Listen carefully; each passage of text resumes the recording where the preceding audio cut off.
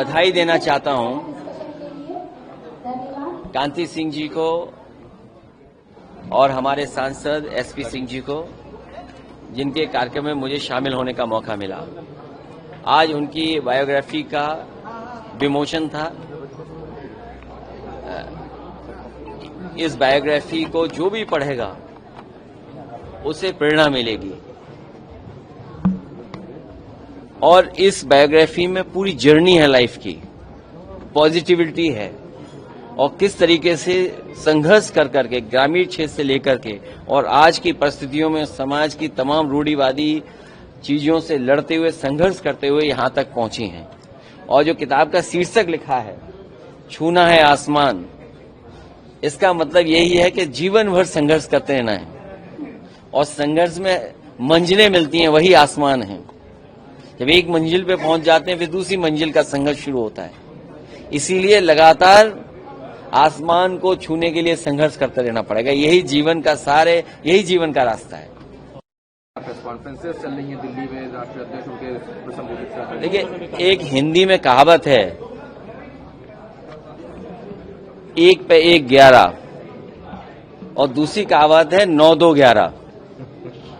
जो उत्तर प्रदेश की जनता, मैं सवाल 11 साल का नहीं कर रहा हूं, ये 11 साल आपके लिए हो सकते हैं, लेकिन अगर दिल्ली की सरकार के 11 साल और उत्तर प्रदेश की सरकार के लगभग 9 साल, इन दोनों को जोड़ दें तो 20 साल का लेखा जोखा सरकार को देना पड़ेगा जनता के बीच में क्या किया है।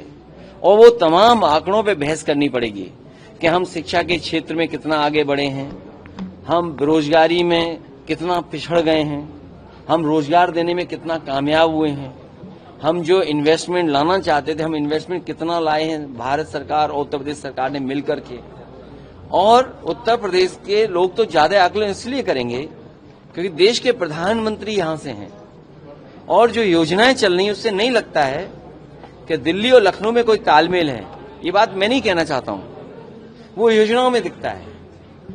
जो गांव गोद लिए जाते हैं और अगर लिए हुए गोद जो गांव हैं उनकी तस्वीर न बदले तो कहीं ना कहीं प्रश्न लगता है। और अगर प्रश्न लगाने का काम कोई कर रहा है तो वो उत्तर प्रदेश की सरकार है। अगर प्रधानमंत्री जी ने गोद लिया गांव और उस गांव की तस्वीर नहीं बदली तो प्रश्न लगता है उत्तर प्रदेश की सरकार पर। और यहां पर जितने लोग बैठे हैं बीजेपी में, एक दूसरे से सर टकरा रहे हैं, एक दूसरे के खिलाफ काम कर रहे हैं, खींचातानी कर रहे हैं। कौन सा विभाग है जिसमें खींचातानी न चल रही हो?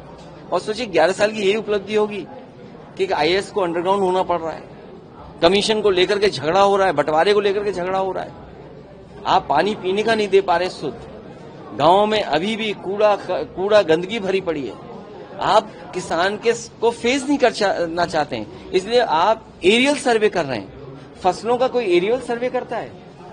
कोई आप रिमोट सेंसिंग के अधिकारी हैं? आप क्या?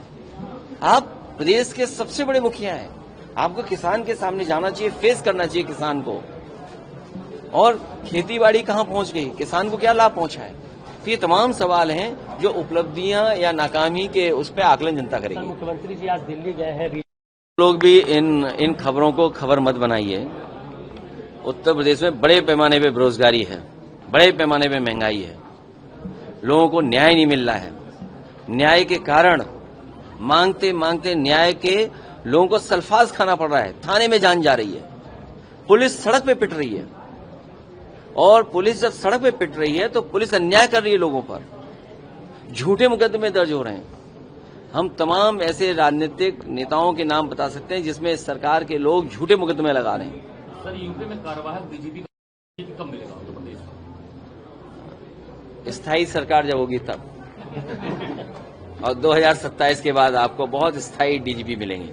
सर, आपने शिक्षा की बात की, लेकिन पढ़ाई नहीं पूरी हो पा रही, उनको पढ़ाई छोड़ना पार्टी के तहत एडमिशन भी नहीं। मैं दोनों लोगों को इसलिए भी बधाई दूंगा कि जहां समाज की सेवा कर रहे हैं वहीं शिक्षा के क्षेत्र में बहुत बड़ा बदलाव ये परिवार लेकर के आया है। और दोनों लोगों ने मिलकर के जो शिक्षा के क्षेत्र में क्रांति पैदा की है, इसी तरह के लोग अगर और हों समाज में तो मैं समझता हूं हमारा उत्तर प्रदेश बहुत प्रोग्रेसिव दिखाई देगा, बहुत पॉजिटिव सोच के लोग यहां पर दिखाई देंगे। जहां तक सरकारी योजनाओं का सवाल है, ये सरकार रूढ़िवादी लोगों की है, इसीलिए शिक्षा के क्षेत्र में जितना ध्यान देना चाहिए नहीं दे रहे हैं और इसीलिए शिक्षा महंगी कर रहे हैं, जिससे गरीब आदमी शिक्षित न हो पाए। जनता पूरी तरह तैयारी है, भारतीय जनता पार्टी बेईमानी न करे। हमारे साथ जुड़े रहने के लिए सब्सक्राइब करें देश रोजाना के YouTube चैनल को और नई वीडियो की नोटिफिकेशन पाने के लिए बेल आइकन जरूर दबाएं। अगर आप ये वीडियो Facebook या Instagram पर देख रहे हैं तो पेज को लाइक और फॉलो जरूर करें और ज्यादा से ज्यादा शेयर करें।